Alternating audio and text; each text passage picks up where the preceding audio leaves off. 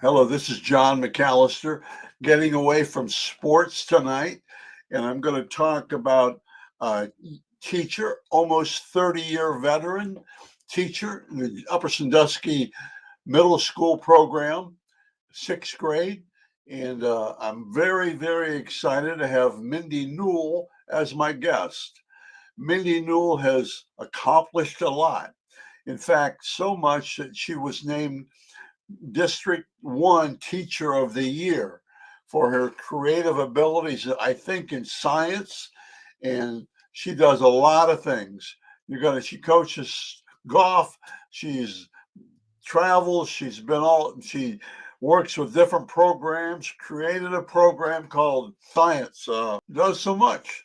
And I'm excited because we've been trying to get together for 3 months and can't get it done. And more than just the awards and things that she has gotten, I think it's also important to recognize she enjoys teaching. And that is so huge to me. Being a 31-year retired teacher, I really was born to be a junior high teacher. I coach football and track and a little baseball and things like that. But I really did enjoy the classroom and a lot of fun, taught English of all things. So if you'll sit back and enjoy my video podcast with Mindy Newell from Upper Sandusky Junior High.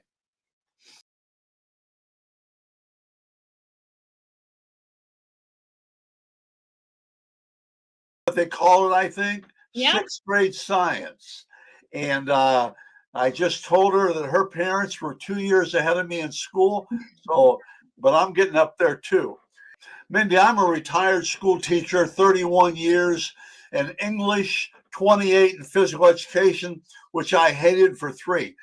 But so I'm critical of teachers, and I think the first thing, whenever we talk, you're always smiling, excited about kids, and I hate to say this, but you're in the minority, I think, because I think teachers, it's a tough job. It's a tough job, and I think, and I'm, but I think you got to enjoy kids. Tell me, why did you want to be a teacher? And your mother was. Why would you want to be a teacher? Coming through the tough years there, by the way. Yeah. Well, I wanted to become a teacher because of my own learning experiences growing up that I struggled to learn how to read. So I grew up with a sister who I had a good vocabulary, but I wasn't able to understand what I was reading. So my second grade year, I had to go to a summer school at Bowling Green State University because they were using strictly phonics. And Oh, I don't hear sounds. I need to have more kind of tactile learning and engagement with the words. yeah. So I did a little summer school there, and they trained me how to learn vocab words and things to make me successful because I struggled. Well, and I know somebody does as well, but I think the thing with old fashioned days. I remember when kids would read with pointing at the words, and people and teachers would say, "Don't point at those words. Get your finger out." Well, what difference does it make? And then one more thing on reading. My brother read comic books, Flash Gordon, all these comic books. And he graduated in the top 10% of his class, but people thought reading comic books was bad. Just things like back in the old days we're talking. Thank goodness a lot of people have gotten away from that. The reason why I became a teacher is because I really felt I was in the highest reading group and I got switched to the lowest, and I just felt stupid. And it wasn't the teacher's fault. I love my teachers in school. It's just that I wanted to provide, to make them feel good while learning because not everyone learns the same. And back then, I think we didn't know all the things we know now, how kids Right, learn. So, right. And yeah. thank goodness we've learned a lot of things, and Yeah. we treat and kids.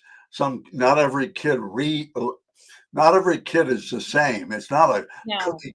I used to tell my teachers and my teaching partners, it's not a cookie cookie cutter world. You know, where they all teachers, all these teachers expect kids to come in every day, put their notebooks out, get their pencil out, and say, "Hey, there's nothing wrong in my," especially junior high, which I love. There's nothing wrong in my world, you know, and they go, but that's not the case. No. That's really good to hear, and I know you're enthusiastic about it, and I can always tell the teachers that are. Let's I've got the biggest thing is I enjoyed talking to you as a teacher, and that's one of the reasons I want you to come on. And the other reason, one of the other reasons, is you just received an award, and I hope I have their sixth grade teacher, and then you just received an award down here. I will get it, Ohio teacher. Tell me about that award. Yeah, I would never have considered myself Ohio Teacher of the Year, District 1. I never was really interested in that. That's something that wasn't on my radar. But I had an email that came through that said I was nominated, and I didn't know. And the teacher who nominated me, um, they gave me her letter, and she's a teacher that teaches at a different school in my district. Well, And that that letter meant the world to me because she sees me for who I am and the intentions and who I really am truly. And you don't always know who you're inspiring or who really believes in you. And I'll never forget the way she made me feel. It was amazing, and I think all many teachers deserve this. It's just after I got nominated, you have to write essays, you have to do a video, and many teachers that if they get nominated, they're not doing this, but I right, felt I right. had to do it to make her proud. Right. And plus, I think they think if you go through all that effort to do those things, a committee is that you really are interested. And, you know, and that also helps, just like you said, I think.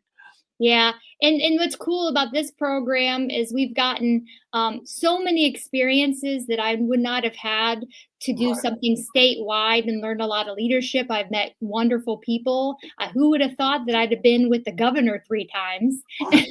I'm gonna get to Yeah, that. Okay. yeah. Don't be ahead of me now. So it's Okay. just been fun. Well, what do you, as teacher, Ohio, it's a district. What are there, 12 districts in Ohio?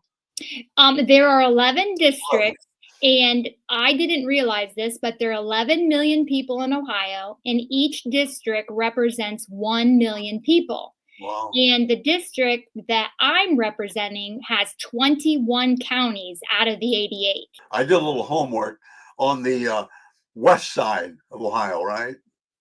I Yep. mean, it goes clear over to the border, I think, and that's amazing.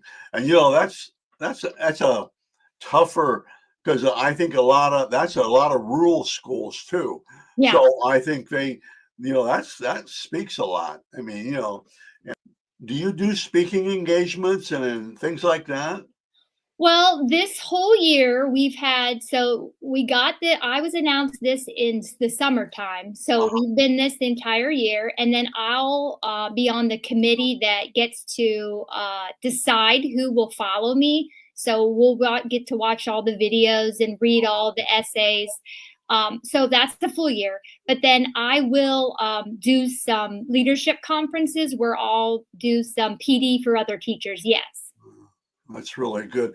Can you take advantage of your sixth grade science program to and tie that in with Ohio Teacher of the Year?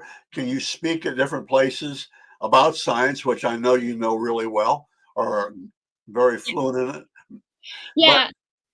go ahead. So what I'll do is that the opportunities that Teacher of the Year has given me that I'll be speaking at some state leadership conferences about Kidwind and clean energy, solar, wind, and different things in our community that rural, the Upper Sandusky involves, and that my students are actually doing in my classroom because I've received a few grants because I've been to Alaska and I'm going to Iceland. So these experiences will be what I'll be speaking about Okay, that's with what I'm really doing with my students. that's really good. Okay, Now let's talk about other things you do, and I've been interested in this program, Team Newell Science. What's that?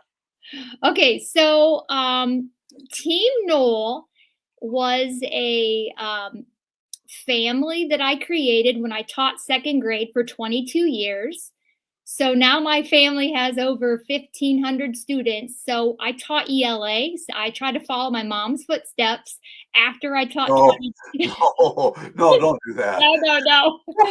Well, I tried. Okay, Uh, you, so I it's taught good you failed then. Go yeah, ahead. so ELA for a few years, and then science opened, and that's what my area of concentration was in college. Yeah. So when that opened, I decided to change Team Knoll and Team Knoll ELA to Team Knoll Science. So Team Knoll's just going to follow me forever when I retire, whatever I do. It's my family of kids that I've just loved through the years.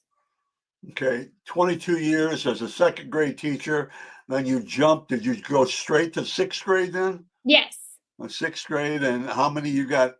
Well, you're one short of 30, I think, aren't you? Yes, this is I did my my homework.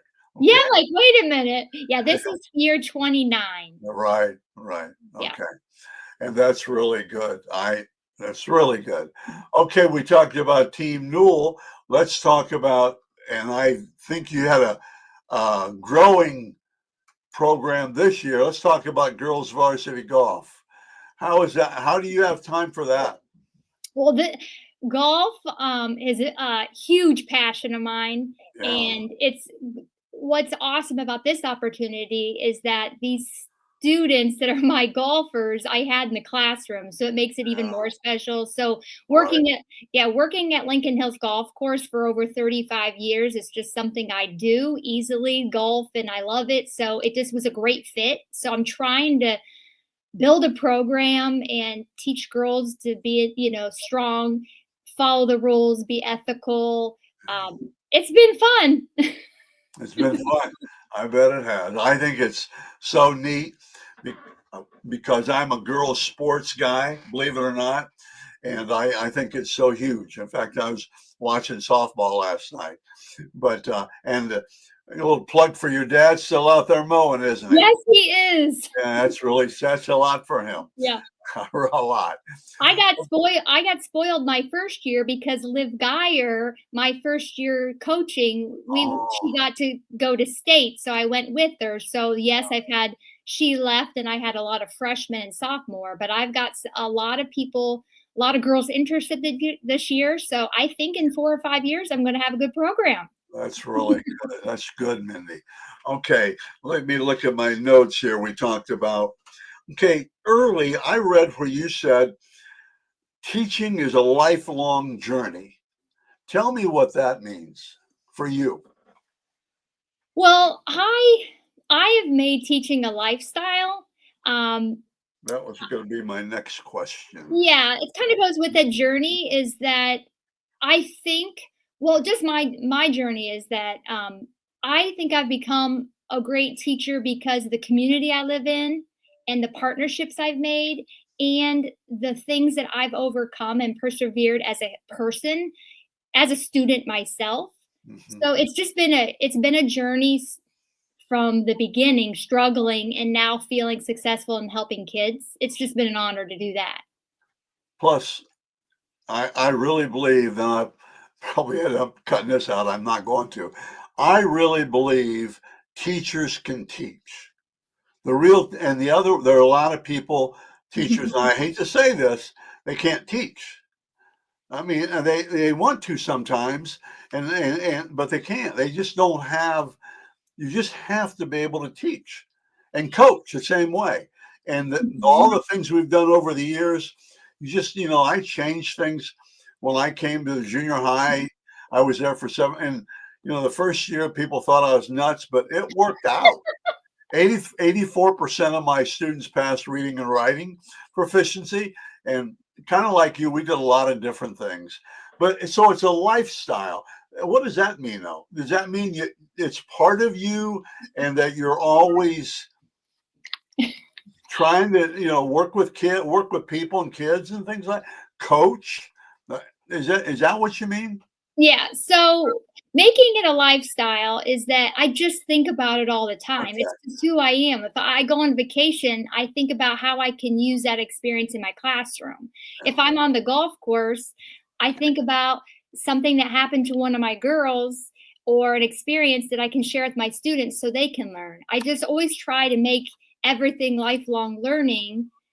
So to say that I'm not a teacher when I leave out the building at 3 o'clock will never be who I am. And Okay. there are people that choose that, which is okay. Yeah. So, Yeah. Okay. Let's go talk about the Ohio National Guard. Tell me oh about yeah, your experiences with the Ohio National Guard, of which I was in for 9 years. But go ahead. yeah, that was amazing. So the state board of education is a retired member, and he's really passionate of how we can give these the education opportunities to students in our schools. And teaching middle school, I don't hear a lot about it, and I honestly didn't know much about it. But now they took us through all these simulations and just educate us on all the different opportunities that the National Guard has in different jobs. I would have never known that there are jobs available for mechanics. They're doing simulations using headsets, and then they would go ahead and do the mechanic operations in the plane. It's just amazing the opportunities that our kids don't even know about.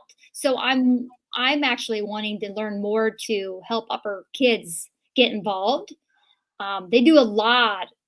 I know you were in it, but they do a lot of peacekeeping and helping with cleaning with Right. hurricanes and yeah. Tell me about the state of the state. You were there. Yes, we were there, and I've never been in something like that, so it was kind of cool to experience the whole crowd, cheering for teachers and giving on some honor. And they clapped for us, and we got to stand up at his address. It was fun hearing all the different things um, that he's doing that I didn't know about. Uh-huh. So just being a part of something political, I'm not really. I don't do things for political reasons with education in school. It's for the kids. So it's just interesting to get that feeling and understand it a little bit better. Okay. Okay, here's what I found. One of your goals, and I love this because inspiring small town kids to dream big. Now, Yes. when I say that, now that's what you've said. Dream big. You can dream big in Upper Sandusky. You don't have to go away like you've done. You Yeah. don't have to go away to dream big. After teaching, I've gotten into this football business, and I don't want to talk about it, but it's crazy. I mean, here I like the way it is. But tell me why does that inspire? What are your goals there? What are you trying to accomplish? How do you do that? Well, just here's an example. Just talking about dreaming big in Upper Sandusky is I've kind of hooked up with the Humane Society, and that's something that I think those kids should dream big and want better for our community. Is I've taken a bunch of kids there, and we've gone in and helped, and I want to teach them to dream big. Try to raise money. Try to do things to help get them fencing and a place for their students. Is don't just do like the status quo, just keeping things bleh, is we always want to make our community better. Wherever you live is go for it. Try to be different and try to make a difference in your community. It's That's really dreaming good. big. Plus, it's an eye-opening experience. Yeah. What we don't, even kids and adults, what we don't know about sometimes. Yeah. So I think, you know, be the best you can be. You know, dream big. I think I really like that. And you use small town kids, which is what it is. But I don't want to think people to think, and you don't, and I don't think you think you got to go away to No. Columbus or Akron. I have three kids, and one of them's in Hilliard, one of them's in Akron, and one of them's on the farm. So they're experiencing everything, and everybody's happy. And How else do you teach them in the classroom to dream big? Well, an example is that they know that I'm going to Iceland, and I've involved them, and I told them, "Hey, dream big. You know that just because of your area, your not area code, your zip code Yeah, doesn't mean that it's where you have to stay also and make a difference in global impact." So that's another, just using what I teach is teaching them you do it in your community and you can do it beyond your community. So I've kind of got them excited that somebody from a small town, I actually get to go to Iceland because I dreamt big. And yeah. you can do stuff like that too. It might not be about learning about rocks or something, but it's still trying to inspire them that you can do this too if it's something that you're really interested in. But it takes discipline and drive. Yep. Discipline. Okay, we're about done here. 21 minutes goes fast. Okay. Okay, being around education myself, how do you maintain discipline? Or I call it structure. How do you maintain structure in your class, which includes discipline? How do you do that? How do you do that? Well, wow, I've really that's a tough question, but I believe that kids do need structure. I know I always start the school year building teamwork, team building, and we obviously have the kids help us, but I do have a set of rules that you kind of follow, and that we've worked on this new thing called the Kid Whisper, and it's helping you notice some of the good things that your kids do, not always pointing out what's they do wrong. Right. And we start the period the same. It's just being consistent and having high expectations. If you have high expectations of your kids and follow through, and they respect you if you can follow through and you say what you mean. And you also live it too. Yeah. They I, see you doing that. you have to follow through, Yeah. and that's tough. My students used to say the eighth graders, the freshmen, they come back, they come back and hang around the junior high. They come to my classroom and they say, "Is Mr. McAllister had you out in the hallway and threatened you?" And the kids are going, "Yeah." They laugh. They thought that was funny. I mean, but yeah, I was really lucky. Junior high, I was born to be a junior high teacher. I really was. Yeah. That's awesome. I never would have thought I'd be a middle school teacher, but it happened and I'm confident about being there and I think I'm in the right place at the right time. But But the second grade and first grade, that's where the most important teacher should be. I mean, yeah, 'cause they got to get kids loving school, liking school. And a lot of times I they think we do. turn them off in third grade. They start, they're failing a little bit. Anyway, end of sermon. Okay, Mindy, I really appreciate you taking the time to talk with me. And there's so much out there, and I know you represent Upper Sandusky and getting around and things like that. And I really appreciate you taking time to be on my show. Thanks. Thank you. I loved it. Thank you.